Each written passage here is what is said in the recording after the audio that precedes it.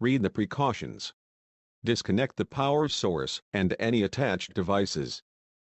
Remove the access panel. Disconnect any cables attached to the card. Press the two release tabs at the back of the chassis and open the PCI retention clamp. Lift straight up on the card to remove it from the slot. Note: if the PCIe slot has a locking tab, push out and hold the locking tab while lifting the card. Align the connectors on the card with the PCIe slot. Press down on the card until it is fully seated. Close the PCI retention clamp and press the two tabs at the back of the chassis to lock the clamp. Connect any cables needed to the card.